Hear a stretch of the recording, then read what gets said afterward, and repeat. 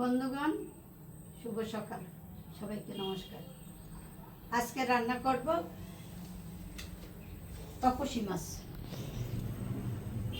আর কয়েকটা আছে ট্যাংরা মাছ। তপসী মাছ দিয়ে তরকারি দেব, বরবটি আর আলু। বরবটি আর আলু দিয়ে তপসী মাছ দিয়ে হবে রান্না। আমি রান্না শুরু করি, আপনারা দেখেন। প্রথম আমি মাছগুলি ময় মশলা দিয়ে মাখাইয়ে নিই। প্রথম দেব হলুদের গুঁড়া, মাখাবার জন্য দেব লবণ। মাছটা আমি মাখে নিই।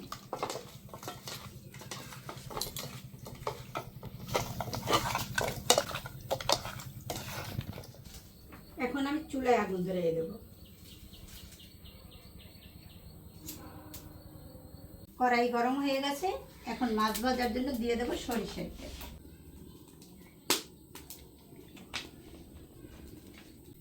দিয়ে দেবো একটু লবণ, মাছটা ভালো করে ভাজবেন। এখন দিয়ে দেব মাছগুলি।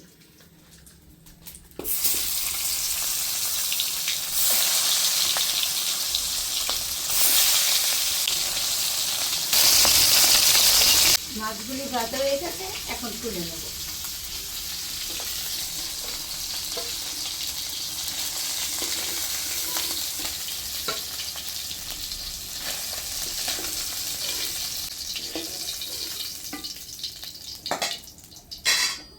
এখন বাকি মাছগুলি দিয়ে দেব।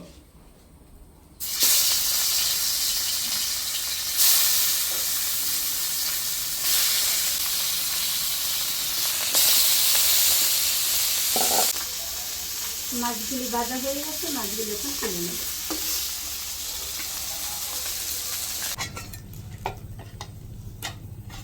মাছ রান্না করার জন্য এখন দিয়ে দেব সরিষার তেল।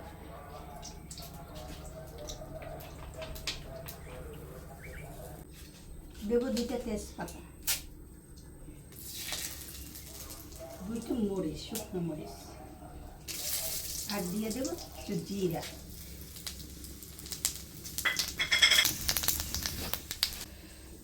জিরা, মরিচ, তেজপাতা সব ভাজা হয়েছে, এর ভিতরে দিয়ে দেব আলুগুলো।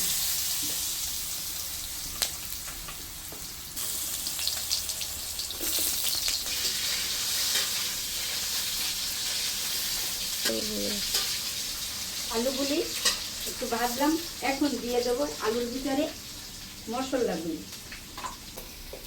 প্রথম দেব হলুদের গুঁড়ো, দেবো স্বাদ মতো লবণ, দেব পরিমাণ মতো মরিচের গুঁড়ো, সঙ্গে দিয়ে দেবো 4টা কাঁচামরিচ। মশলাটা কষাবার জন্য দিয়ে দেবো একটু জল।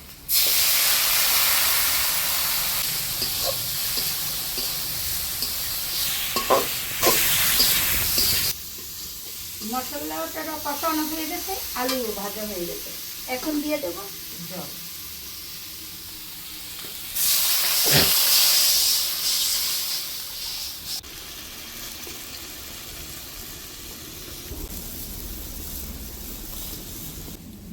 ঝোলটা ফুটতে উঠছে টকবক করে, এখন আমি দিয়ে দেব বরবটিগুলো।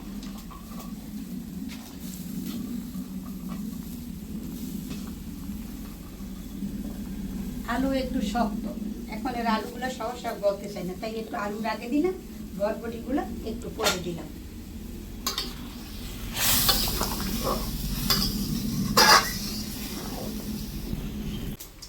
তরকারি সিদ্ধ হয়ে গেছে, আমি এখন মাছগুলি দিয়ে দেব।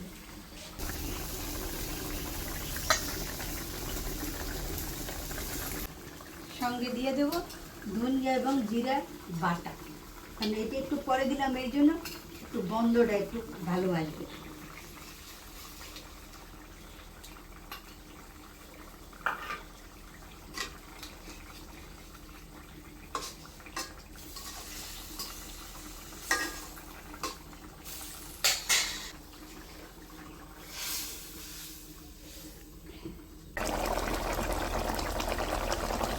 আমার মাছ হয়ে গেছে, এখন নামাইয়ে ফেলব।